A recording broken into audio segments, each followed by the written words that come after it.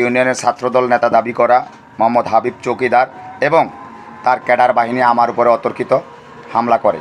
হাবিব বিভিন্ন জায়গায় নিজেদেরকে ছাত্রদল সভাপতির দাবি পরিচয় দিয়ে অপকর্ম করে বেড়াচ্ছে। বর্তমানে আমি এবং আমার কর্মীরা, সর্বোপরি আমার পরিবার এদের অত্যাচার, এদের ভয়ে আতঙ্কে দিন কাটাচ্ছি। সাংবাদিক ভাইয়েরা, আসসালামু আলাইকুম।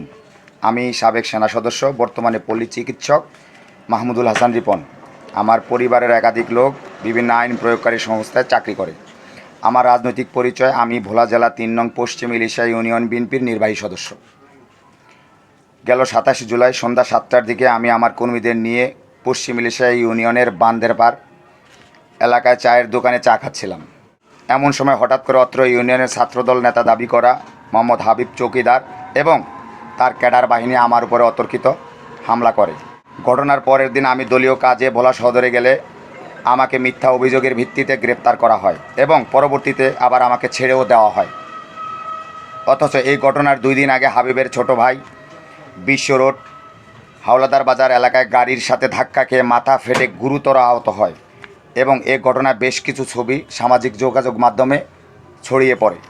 যে ছেলেটি সড়ক দুর্ঘটনায় আহত হয়েছে সেই ছেলেটিকে ভিকটিম বানিয়ে আমার বিরুদ্ধে মিথ্যা মামলা করা হয়েছে এবং যেখানে উল্লেখ করা হয়েছে তার ছোট ভাইকে আমি মেরেছি, যা সম্পূর্ণ মিথ্যা, বানোয়াট এবং ভিত্তিহীন। সড়ক দুর্ঘটনায় আহত হওয়া রোগীকে ভিকটিম সাজিয়ে আমাকে কেন মিথ্যা মামলা দেওয়া হয়েছে, আমি আপনাদের কাছে এর বিচার চাই। এছাড়াও গতকাল রাত আনুমানিক 2টার দিকে হাবিবের আপন ছোট ভাই ছাত্রদল নামধারী শামীম ধারালো অস্ত্র নিয়ে আমার ঘরের কোনায় অবস্থান নিয়ে দাঁড়িয়ে থাকে। এরা আমার বিভিন্ন কর্মীদেরকে হুমকি ধামকি দিয়ে বেড়াচ্ছে। কারোর হাত কেটে নেবে, কারোর পা কেটে নেবে, কারো জিহ্বা কেটে নেবে। হাবিব দলীয় পরিচয় বিভিন্ন অপকর্ম করে বেড়াচ্ছে।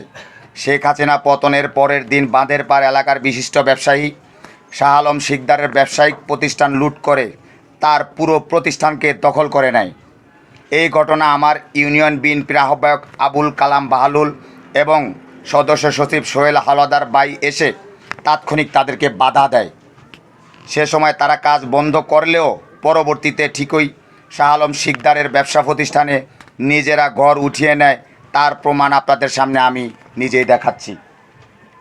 আমি প্রশাসন তথা ভোলা জেলা বিএনপির সিনিয়র নেতাদের দৃষ্টি আকর্ষণ করছি, আপনারা সুস্থ তদন্তের মাধ্যমে ব্যবস্থা গ্রহণ করুন, অন্যথায় পরবর্তীতে যে কোনো হতাহতের ঘটনা ঘটার আশঙ্কা প্রকাশ করছি। আমি উক্ত ঘটনার সুষ্ঠু বিচার দাবি করছি।